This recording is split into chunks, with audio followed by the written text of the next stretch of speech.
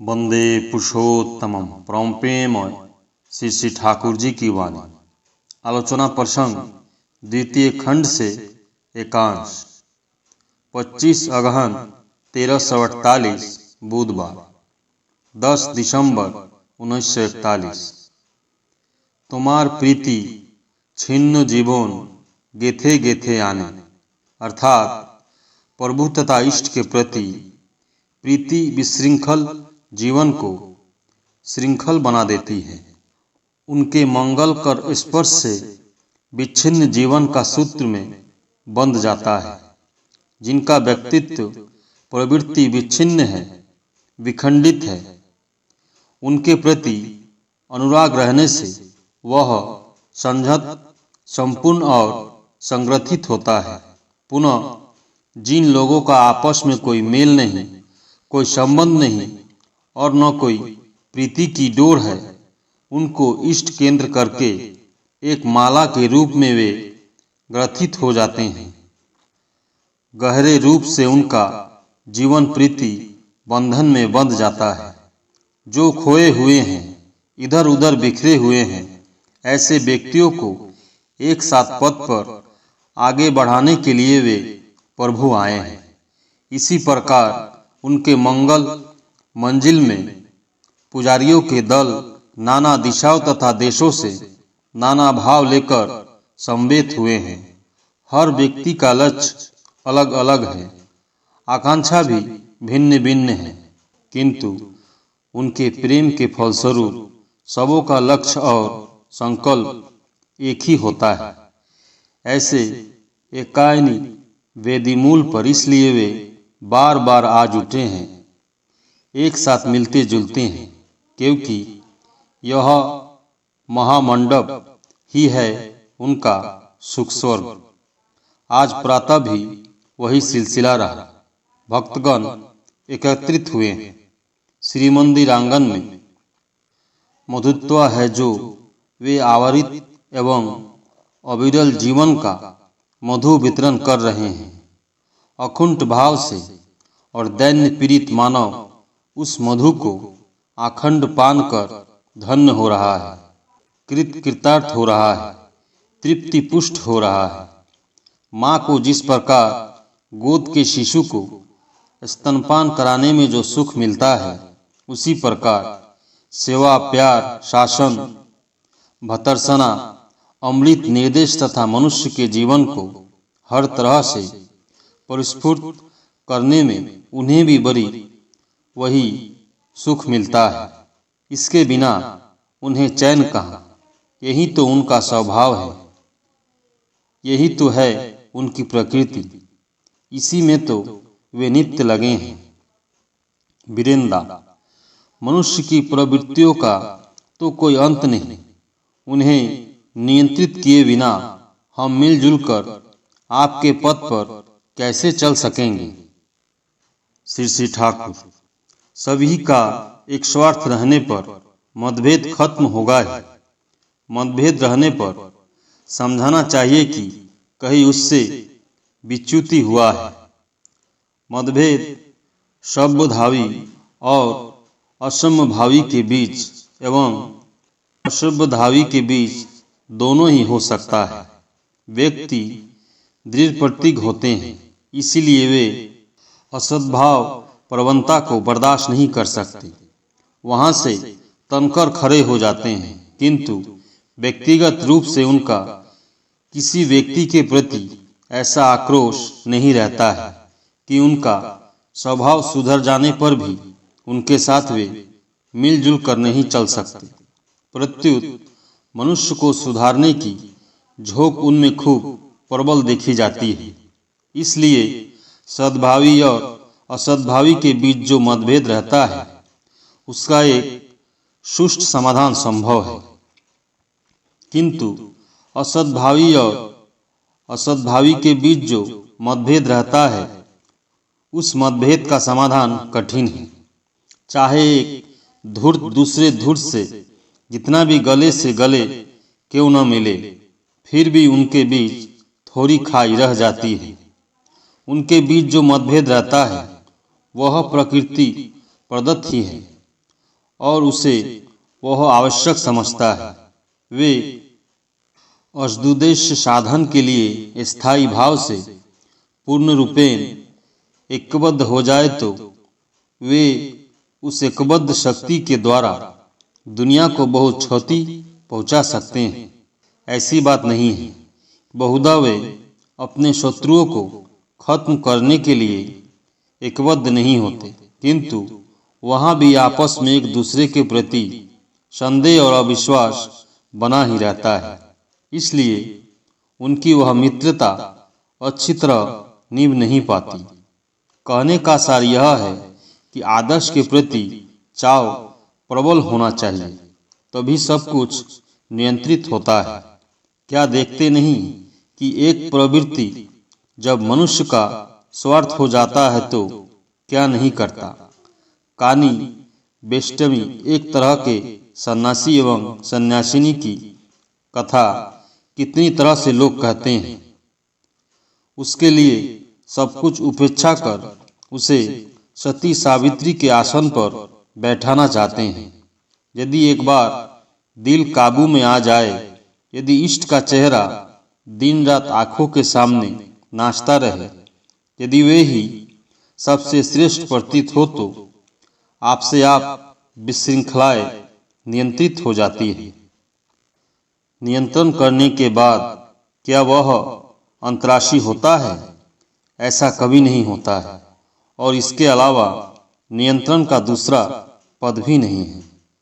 प्रफुल्लदा, मानव जगत के अलावा और किसी चीज के विषय में जो हमारी धारणा है वह तो मनुष्योचित है।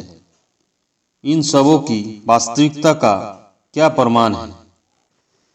श्री ठाकुर, हम जब मनुष्य है तो मनुष्य के स्तर में सोचने एवं चलने के सिवा दूसरा कोई रास्ता नहीं है। इसी सीमा में हम आबद्ध हैं। फिर भी अपने ज्ञान एवं अनुभव की यथार्थता को उसी स्तर के माध्यम से समझेंगे कि हमने उस रूप में कितना स्तव या आधिपत्य विस्तार किया। यदि किसी विषय में हम मनगढ़ंत धारणा लेकर चले तो वास्तविक प्रयोग एवं उपयोगिता की जगह पर वह सफलीभूत नहीं होगा, बल्कि विपरीत ही हो जाएगा। ग्रह, उपग्रह, जल, वायु, सांप, बिल्ली, बाघ, घड़ियाल आदि जिस विषय में हमारा जितना भी ज्ञान क्यों न रहे, उस ज्ञान के सहारे उन्हें स्वयं काबू करने यदि अपने कामों में लग सके, तभी हम समझेंगे कि वह ज्ञान सत्य है, यथार्थ है। ऐसे ही ज्ञान को विज्ञान कहते हैं। इसलिए विज्ञान मनुष्य को शक्तिशाली बना देता है, किंतु यह ज्ञान और शक्ति यदि किसी में सार्थक न हो, आत्मभोगोपकरण आहरण ही यदि उसका काम्य हो, तो मानव दानव बन जाता है। इसलिए धर्म की आवश्यकता है। आदर्शानुग न होने पर ज्ञान, विज्ञान, शक्ति किसी की कोई कीमत नहीं। पुनः आदर्श धर्म का अनुसरण है, किंतु ज्ञान, विज्ञान, शक्ति का विकास नहीं है। यह भी एक विचित्र बात है।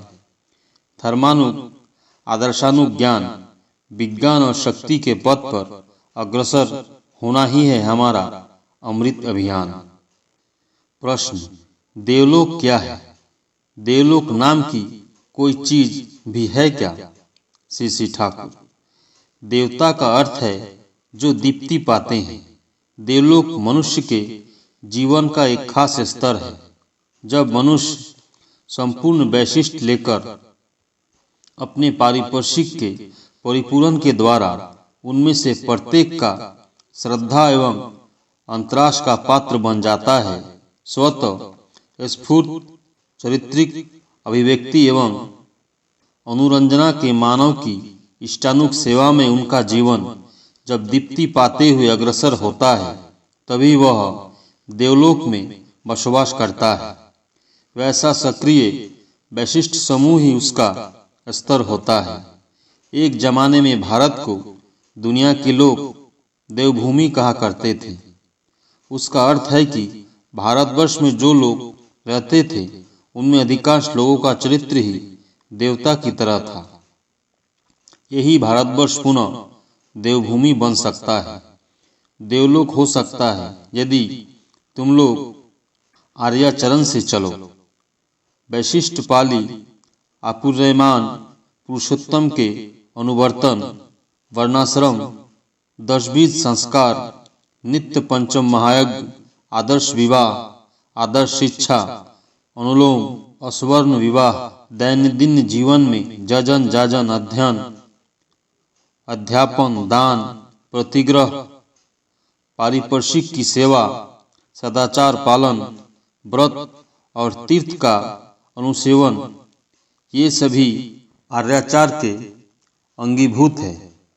इनके अनुसेवन से मनुष्य धीरे धीरे वंश परंपरा में देवतुल्य हो जाता है। सिर्फ एक आध व्यक्ति नहीं बल्कि दल के दल लोग घर घर में होते हैं। आज एक संप्रदाय का दूसरे संप्रदाय से इतना दंगा फसाद चल रहा है।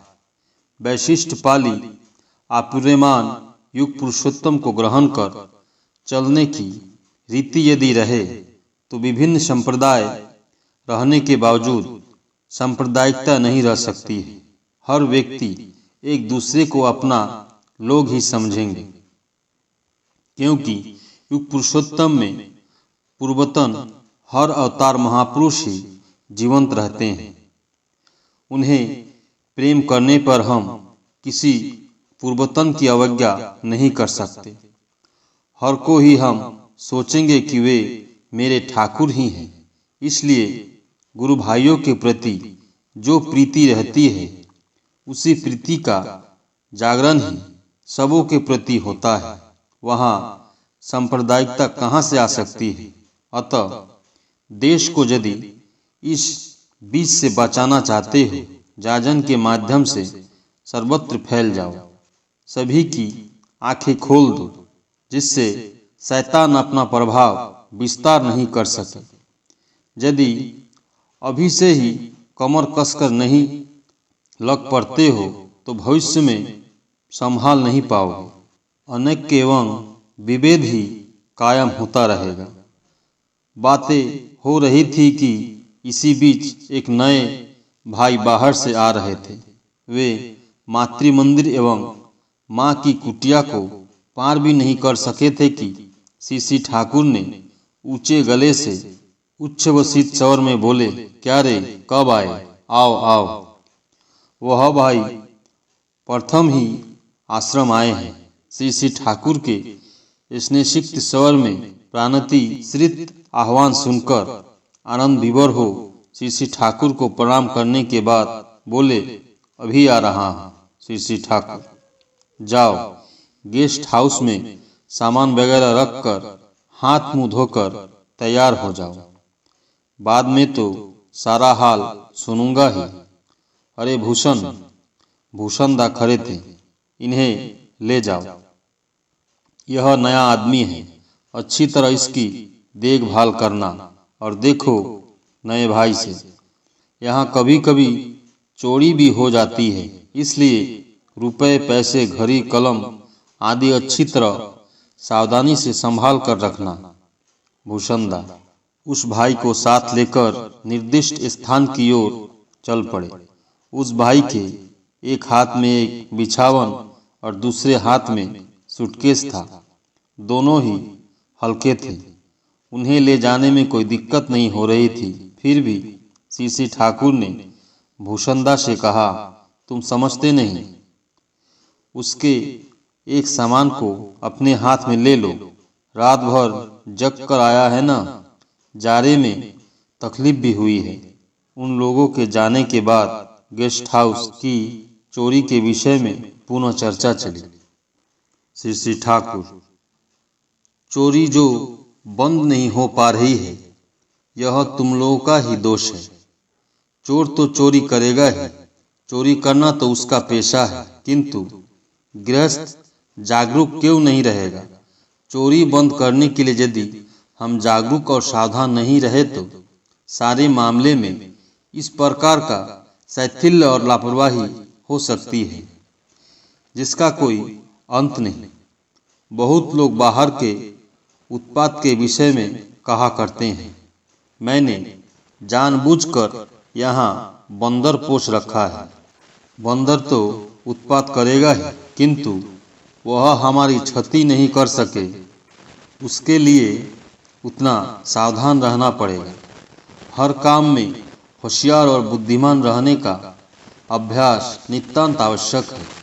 हाट बाजार, खेत खलियान, घर द्वार, रास्ता घाट, नदी पोखड़ा, स्वास्थ्य, खाद्य, आमोद खर्च, आमोद प्रमोद आदि कामों को हर तरह से अच्छे ढंग से बनाए रखने के लिए वास्तविक मामलों के साथ एक सक्रिय परिचित की जरूरत है। शिक्षण व्यवस्था का यदि इनके साथ संसर्ग नहीं रहे तो वह न कार्यकरी होता है और न जीवन रक्षणीय। इसलिए हमें ऐसी चेष्टा करनी चाहिए जिससे हम अधिक से अधिक स्वावलंबी, सतर्क तथा तंद्र हो सके। प्रश्न, प्रेतलोक क्या है? श्री ठाकुर, मेरी तो धारणा है कि मृत्यु के बाद भी मनुष्य जीवित रहता है एवं उसकी अवस्था को प्रेतलोक कहा जाता है एवं उसी अवस्था को प्रेतलोक कहा जाता है। प्रश्न, उनके साथ संपर्क बनाए रखने का कोई रास्ता नहीं है? श्री ठाकुर, बहुत कुछ तो उस विषय में सुनता हूँ। गोपाल ने तो अनुसंधान किया था। गोपाल ने पढ़ा था कि कांच की नल में एक चूहा के मरने के बाद रोटपसीन के पर्दे पर हूबहू चूहे के आकृति की एक सूक्ष्म छाया पड़ी थी। एक दिन मैं बेलगाछ के नीचे वाले घर में सोया हुआ था। ऐसा प्रतीत हुआ मानो शरीर छोड़कर बाहर निकल गया हूँ। रास्ते में दूध वाले के साथ भेंट हुई और उसके साथ मैंने बातें भी की और भी कितना कुछ हुआ जो मुझे याद नहीं। बाद में बहुत कष्ट से पुनः शरीर में प्रविष्ट हुआ। उसके पश्चात उसकी सत्यता का प्रमाण देखा कि मैंने दूध वाले को जो काम करने कहा था उसने ठीक वही किया था। अकेला देखने से तो काम नहीं होता है, बल्कि वह स्वप्न देखने जैसा प्रतीत होता है। स्वप्न तो एक व्यक्ति का व्यक्तिगत बोध है। यदि वह चीज ऐसा हो कि परिवेश के किसी भी व्यक्ति को बोध कराने में कोई बाधा न रहे, तभी उसकी यथार्थता के संबंध में निसंदेह हुआ जा सकता है। इसलिए वैज्ञानिक अनुसंधान करने की जरूरत है। गोपाल ने तो आरंभ किया था, पर वह चल बसा। वैसा व्यक्ति मिलेगा ही कहाँ? प्रश्न, गया में पिंडदान करने से क्या होता है? वह तो एक प्रकार के संस्कार के सिवा और है ही क्या। संसार में ऐसे बहुत लोग हैं जो ये सब नहीं करते हैं, उन्हें तो कोई असुविधा नहीं होती। श्री ठाकुर प्रश्नचित्त से, गय नामक राजा की बनाई पूरी गया है। गय शब्द आया है गौ धातु से। गौ धातु का अर्थ है गान, कीर्तन। मेरी तो धारणा है कि किसी भी व्यक्ति का नाम आकस्मिक नहीं होता। नाम के अर्थ के साथ नामधारी की प्रकृति का सामंजस्य रहता है।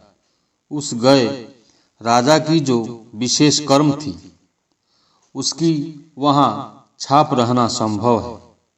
अर्थात गया एक ऐसा जगह है जहाँ मनुष्य की स्मृति, मनुष्य के गुण तथा उसकी कृति गाए जाते हैं।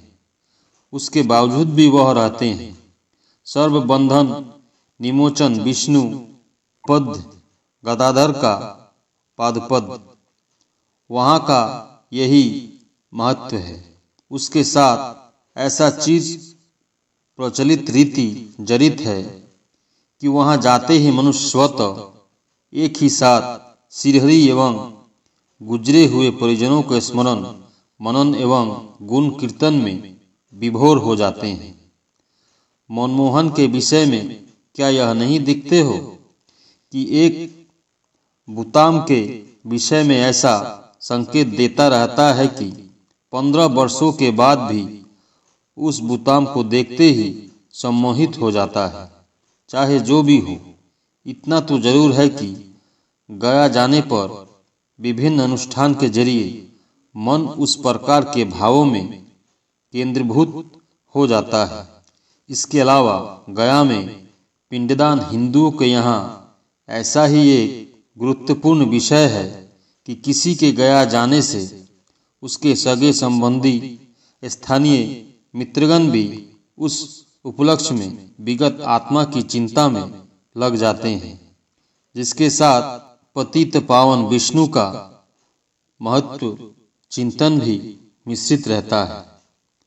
विगत आत्मा के जो प्रियजन हैं, उन सभी स्त्री पुरुषों में यदि ऐसा भाव रहे तो उसके पिंड धारण अर्थात उस विदेही सत्ता के विश्लिष्ट पिंडिका के संहत होने, देह धारण करने, अतिवाहित देह के जैवी शरीर में रूप परिग्रह करने में सुविधा होती ही है।